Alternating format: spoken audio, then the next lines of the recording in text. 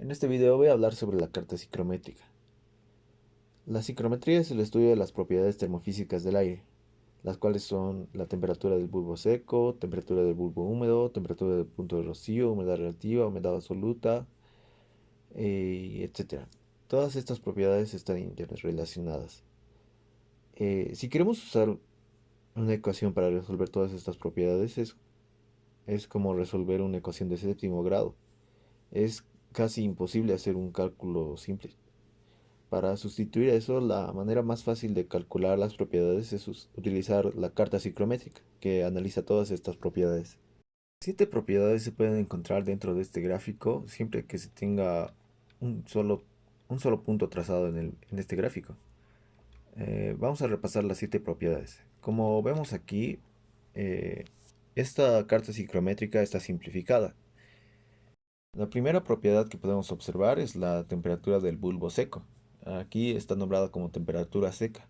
Está en grados centígrados y tiene un rango de 0 a 50. Se encuentra en el eje horizontal. ¿Qué hay sobre el eje vertical, que está al lado derecho? Esto es la humedad absoluta, que tiene valores de gramos sobre kilogramos de aire seco. La tercera propiedad que no la podemos observar aquí es la temperatura del bulbo húmedo.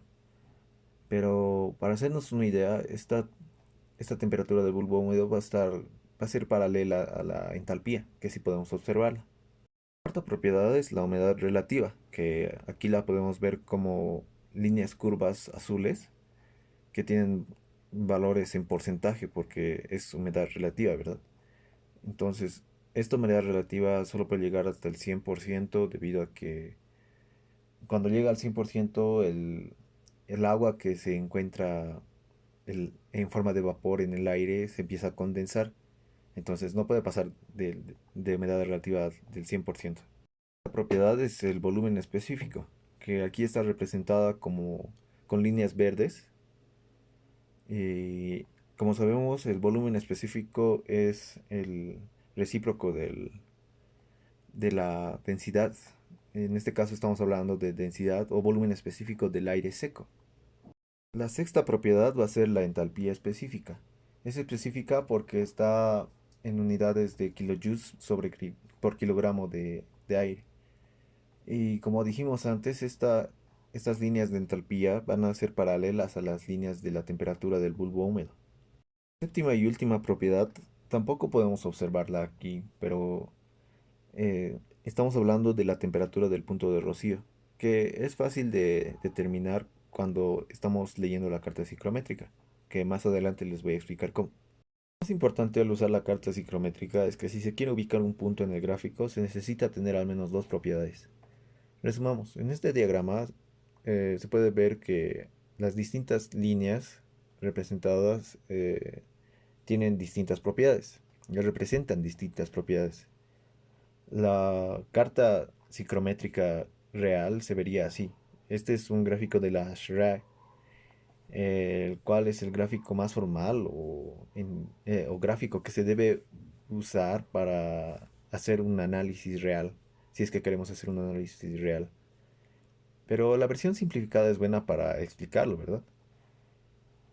Pero si vamos a utilizar la carta psicométrica para realizar cálculos o obtener algunos datos de resolución más alta, debemos usar la carta que estamos viendo actualmente. Bueno, ahora voy a hablar de algunos de los procesos que puede realizar un equipo de aire acondicionado. Estos son algunos de los procesos que se realizan al aire en una determinada condición. Primero, digamos cuando después de haber graficado el punto en la tabla psicométrica, que es un aire con ciertas propiedades, digamos que se realiza un calentamiento sensible del aire. Este punto va a comenzar a moverse y cambiar en cierta dirección. Se va a mover hacia el lado derecho, porque como se puede ver, el cambio más obvio en las propiedades será la temperatura del bulbo seco. Y el bulbo seco está en el eje horizontal. Cuando se mueve a la izquierda quiere decir que el aire se está enfriando. Pero, ¿qué pasa si sube o baja? Un punto se mueve hacia arriba, por ejemplo, eh, cuando la relación de humedad aumenta. Eh, Sin embargo, bueno, como podríamos darnos cuenta, si el punto se mueve hacia abajo, sería una deshumidificación del aire. Generalmente estas son las cuatro direcciones que pueden representar los procesos que le suceden al aire. Pero no significa que el aire solo pueda moverse, o bueno, el punto pueda moverse en forma vertical o horizontal. También podría moverse en una forma diagonal o en cualquier dirección. Si se está moviendo hacia la derecha y hacia arriba, en forma diagonal hacia arriba, es un calentamiento sensible más una humidificación. Por ejemplo, en un clima tropical, cuando el clima es muy caluroso afuera, la temperatura exterior digamos que es de 30 a 33 grados centígrados y generalmente también es más húmedo. Si queremos acondicionar el aire algo que sea más cómodo en el interior, la dirección general del punto que vamos a tomar va a ser siempre hacia abajo y hacia la izquierda, es decir, un enfriamiento y una deshumidificación. En cuanto a los lugares fríos, sería lo opuesto, hacia arriba y hacia la derecha, que sería un calentamiento y una humidificación. Ahora veamos los diferentes efectos secundarios del calentamiento del aire, porque cuando se calienta el aire hay otros cambios en las propiedades aparte de que solo suba la temperatura del bulbo seco. Cuando se calienta el aire, la más obvia reacción es que el aire se calienta más porque la temperatura que registra el bulbo seco aumenta. A medida de que se mueve de manera horizontal, no hay cambios en proporción de humedad. No sube ni baja, por lo que la proporción de humedad se mantiene constante. Es decir, la humedad absoluta. El, el aire se volverá más liviano a medida que podamos ver que el volumen específico aumenta. eh, Tal vez podría haber tenido un volumen específico inicial de 0,88, pero si subimos la temperatura, este volumen específico podría alcanzar valores superiores al 0,88, tal vez 0,90 o un poco más. Eh, Cada vez, como dijimos antes, cada vez que aumenta el volumen específico, la densidad del aire va a disminuir y esto se percibe como un aire más liviano. Es decir, que el aire caliente se va a elevar y el aire frío va a bajar. El aire gana energía sensible. ¿Y cómo determinamos si el aire pierde o gana energía?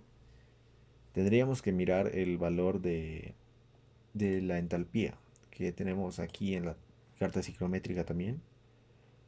Que en el caso de que estemos calentando el aire, la entalpía siempre va a aumentar.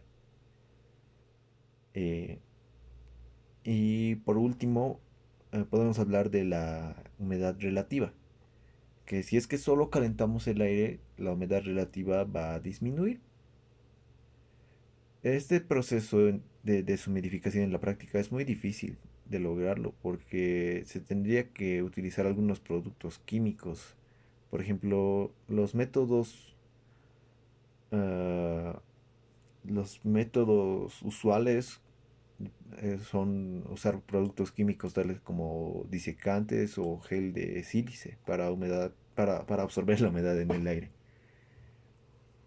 Eh, y bueno, el problema es que después de que esta sustancia química se satura con agua, ya no podría absorber más humedad.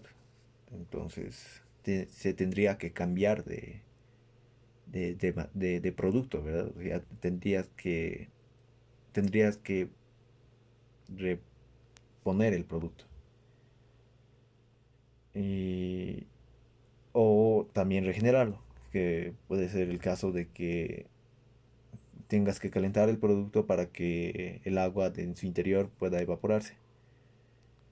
Bueno, ese es un poco complicado. En el contexto de la construcción esto es casi imposible, porque no se puede utilizar una gran cantidad de este disecante y hacer esto y regenerar el material constantemente. Es una pérdida de recursos en el contexto de la construcción. Entonces, ¿cómo podríamos lograr una deshumidificación? Podríamos lograr esto mediante un enfriamiento. Es decir, si podemos enfriar la temperatura, si podemos reducir la temperatura del bulbo seco en un valor lo suficientemente bajo, este punto en la carta psicométrica va a llegar hasta el límite de la humedad relativa que se puede soportar. Entonces, como dije mucho antes, eh, la humedad relativa solo llega a valores del 100%, porque luego el agua que se encuentra en el aire, el agua en forma de vapor que se encuentra en el aire, se empezará a condensar. Entonces, bueno, esta agua condensada ya no va a estar en el aire, ¿verdad? Y bueno, este es un proceso un poco más complejo, es decir, que el punto que teníamos al principio se va a desplazar a la izquierda hasta llegar al 100% de la humedad relativa y luego va a descender por la misma curva de la humedad relativa al 100%. eh, y esto quiere decir que que el agua en el aire se está condensando. Y bueno, ahí ya logramos un proceso de deshumidificación. Y si queremos que este aire esté con una humedad relativa menor, o humedad absoluta menor, mejor dicho, y más caliente, eh, debemos hacer este proceso eh, dividido en varias partes.